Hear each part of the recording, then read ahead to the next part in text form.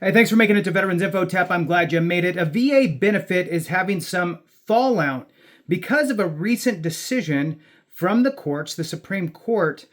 There's still some fallout happening, and now we have veterans that are actually looking to sue the VA over denied benefits. Now, I'm going to jump into this. Before we do, though, I want to throw out a special thank you out there to Roy Schofield. Roy Schofield 7123. Thank you so very much for the super comment, super chat thing. I really, really do appreciate your support very much, Roy. Thank you. All right, so jumping into this, the VA,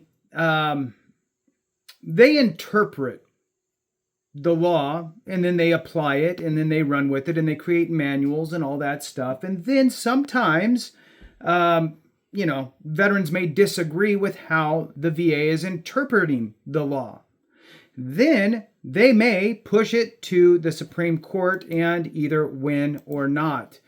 So with this one, veterans won, and now it appears as though there's some issues with this. So it's important for you to understand what's going on. Hit the thumbs up for me, subscribe, share with a friend, all that good stuff. I truly appreciate it. Every thumbs up, every minute watched really, really does help the channel be a part of the solution. By doing that, it helps to expand the reach. All right, so watching this may or may not impact you directly, but it does impact one of our brothers or sisters, so that's very important to understand. The second piece is the more views that we get on this type of stuff, the more that it shows that we're actually paying attention, because guess what? We're not the only ones looking. You'll have congressional staffers and so forth out there that are also peeking in to see what's the flavor of the month, so to speak. All right, so in this case, Chicago attorney, and I'm going to butcher the last name, Misha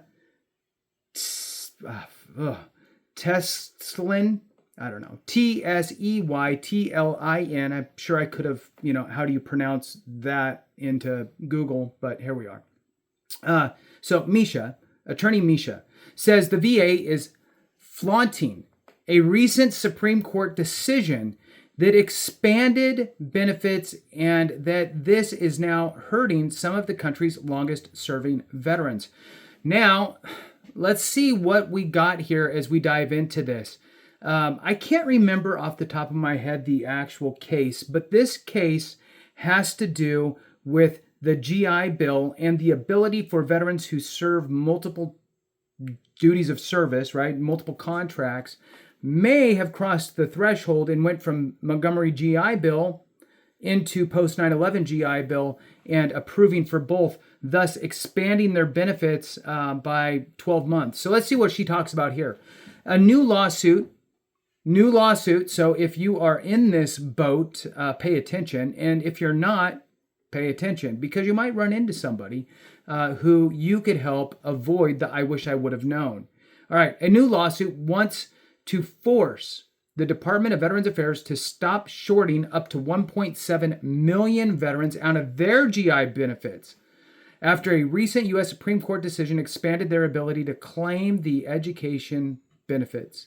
Attorneys for a group of veterans, including a Northwestern University graduate's father and the state of Virginia, filed a lawsuit Thursday at the U.S. Court of Appeals for the Federal Circuit in Washington, saying the VA is too narrowly applying the Supreme Court's decision in Rudsill. That was it. Rudsill versus McDonough.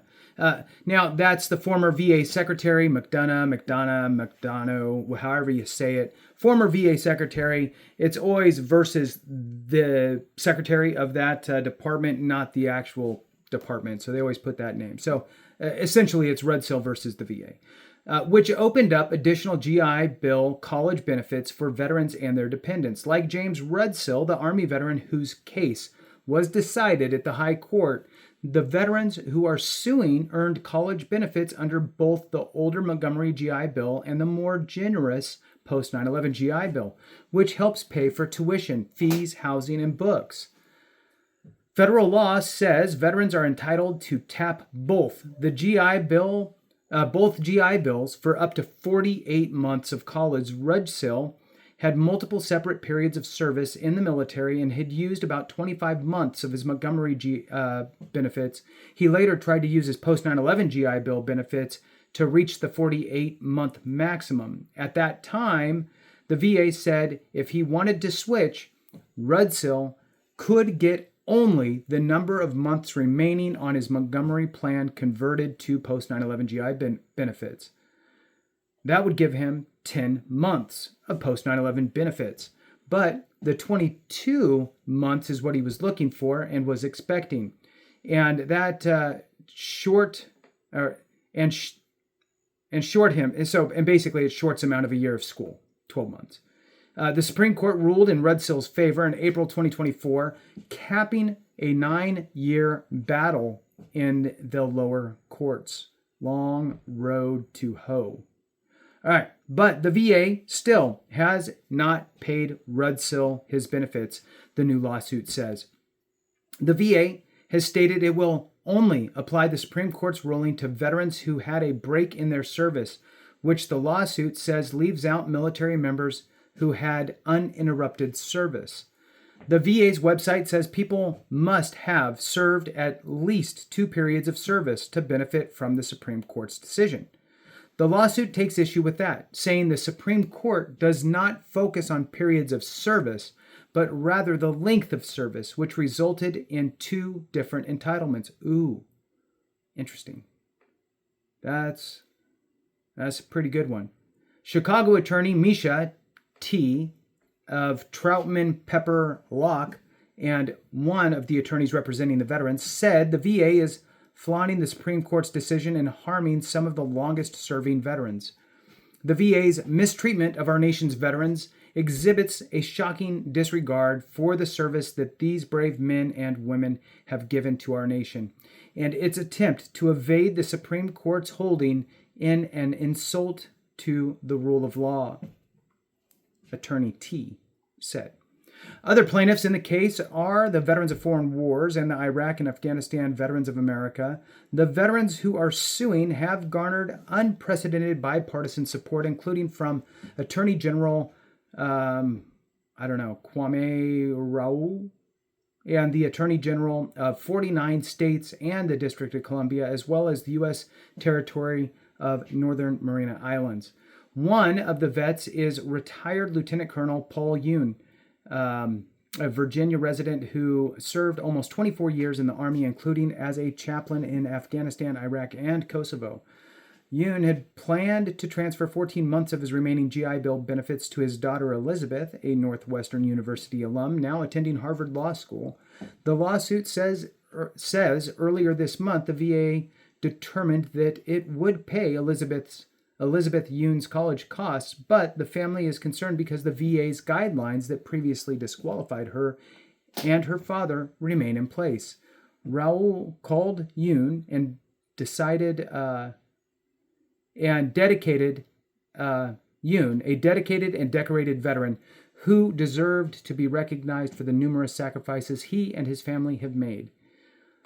Another plaintiff is retired Colonel Toby Duran, who served more than 27 years in the Air Force and was deployed to Iraq, Southwest Asia, and the Mediterranean.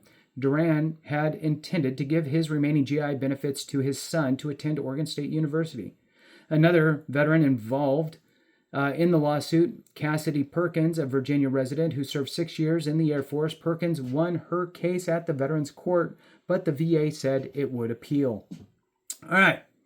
So this has been a long battle, 9 years in the making. The decision was made at the end of the last administration and implemented and put into place to go ahead and start to allow this additional benefit to come through. I've done videos on it in the past, so have other folks. And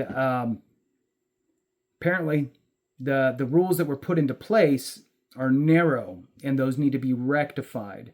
If you are feeling this same pinch and crunch and what have you, maybe reach out to those attorneys, do a little investigation for yourself, see if this is something that you could jump onto to help push it down the road a little further and maybe get some changes at the VA.